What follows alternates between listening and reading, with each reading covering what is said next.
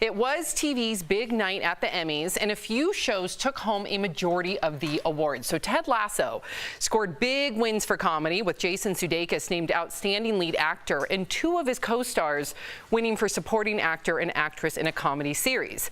Netflix's The Crown reigns supreme, winning Outstanding Drama Series, and 4 actors took home trophies, including Olivia Colman, Josh O'Connor, Gillian Anderson, and Tobias Menzies. Tobias. And the funny thing is, pause, everybody.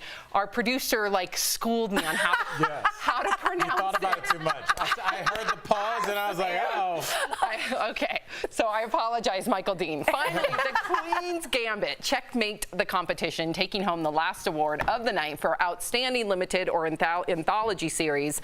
So, DBL Nation, we got to ask you. We want to know if you watched the Emmys last night. So go to dblvote.com to let us know. What did you guys all think of the big winners last night? I just thought there were. I was happy for the. Okay, I'm happy for the winners. I'm very happy. I actually learned a fun fact that I want to share with you guys. The Ted Lasso winner is actually the same woman who goes shame, shame in Game of Thrones. I did not know. Isn't that insane? That is a good fun Mazel tov for her winning, but I had no idea. That's my favorite GIF, by the way. I use that all the time. Yeah, that's a good one. Yeah, Jeff, I didn't know you. I wanted to get your opinion on it, but I was just surprised that everybody. One show would have 6 people in that category that were up to win. So I was like, they almost can't lose. It would be for Best Supporting Actress, and there'd be 4 people from Ted Lasso. So I was just surprised. I thought that only one person, so it's kind of a clean sweep. Well, we're gonna break down the diversity and things like that and why there weren't so many. But the show as a whole, listen, I just have a couple things. One, Cedric the Entertainer, I thought did a fantastic job. I'm always for the host. How funny was him and the 3 girls, right? That was the wives. That was great. Yes. I thought they opened up great. Whenever you bring LL Cool J out of nowhere and he starts rapping, I thought Rita Wilson was fun. I thought she was terrible. I thought it was fun. I thought it was great. I thought that was a great opening. Listen, plus it was an homage to the late great Biz Markie. Absolutely, absolutely. We lost. And they're just a little long. It was a little long. I was flipping back and forth from the football game. Is this thing still going? The speeches, let's celebrate ourselves 100 times a year. They don't even want to be there. Yeah. So why do we have so many, and why? If people are calling, again, we're going to talk about diversity later, but if people are calling for Oscars so white or Emmys so white, why don't they get canceled? Why do people get canceled? Why can't these organizations get canceled? That's a great question. And I think I was trying to figure it out this morning. Why do I not care anymore? Because I used to appointment television, the Oscars, the Emmys, the Golden Globes. I could not wait. When I was a kid, teenager, even in my early 20s, right? And I think the biggest difference is social media, because now celebrities are so overexposed. We can see them 3,000 times a day. Sam, that completely agree. Right? No, we used to wait to see the Oscars. What are they wearing? See our favorite celebrity walk down the carpet. Oh my gosh, what is she wearing? Elizabeth Taylor. What are they doing right now? Now we know exactly what they're doing. We're over it. I'll tell you this really quickly, Jeff. I'm a big fan of Nas's last album that he just dropped. And he has a line in there where he says, "You keep the mystique. I learned that in the streets." And basically what he's saying is you don't have to tell everybody. I don't want to know hi fans, here's what I don't want to know what Tom Hanks' basement looks like. We know too much about these people. And so it's not this oh my goodness, I didn't know what this person looked like outside of their garb in Game of Thrones. Now it's they're too exposed, and so it's not appointment. Too much. Right there with you. Okay, so a lot of people, and again, we want all of our viewers to write if you watched it or not. That'll reveal our point if people still care. A lot of people online are criticizing the award show with the hashtag #EmmysSoWhite trending on Twitter.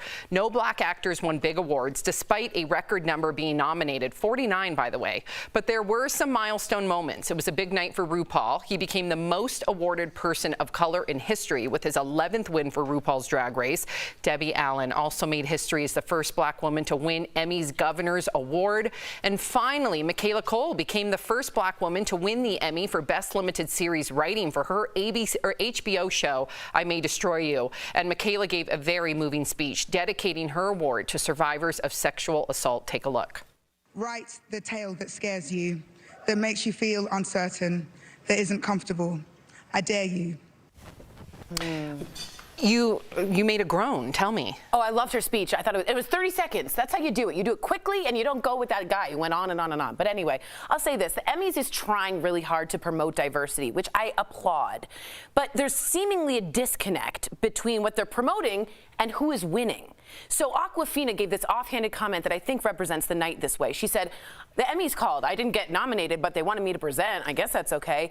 And there's sense of like, there's a lot of people of color presenting and around and being nominated, but they're not actually winning. So what's going on in the voting block? We know there's about 20,000 voters, but is there an issue with the diversity of the voting block? Because the only thing not translating to us is the winners. They're not winning over and over and over again. There's an issue here. But how do you get better as a group, right? We were talking about this earlier. How do they get better, right? If they're saying, Awkwafina, you didn't win, but we need someone of Asian descent to come and present this so we look more diverse. So by them saying that, they're trying to be more diverse, but again, it's kind of a backhanded saying, you only want me because of who I am and my diversity. Tokenism, right. Right, so how do we fix this if every time someone of color is like, Al, will you please come present? And then you kind of feel like it's a slap in the face. Right. How do we get past that? That's virtue signaling. Very much so, yeah, right? And it's a tough situation. But, you know, when I looked at this, and I wanted to have this conversation, but I also wanted to talk about the speeches and who the real winners are. Yes. Because I always feel like there is something that's called a people's champ. There's the champion that everybody recognizes, but like Michael K. Williams in the speech that Jamie Foxx gave about him, Michael K. Williams, that speech was more powerful than anybody from Ted Lasso. That his character is seared into our hearts, and we really miss him. And I feel like that's what I'll take away from this Emmys 5-10 years from now. I love that. All right, so let's look at our results before we move on. 79% of you did not watch the Emmys. There you go. No one cares anymore. So should we just be done with award show in general? Yes. Yes. How many people Guys, watch we're that trying to win amazing a Sunday Night daytime Football Emmy. game? Can you knock it off? Oh, wait, I do want a daytime I Emmy. do too. I want an But Emmy. does it need to be televised? It doesn't need to be televised. They don't air the daytime Emmys. Coming up on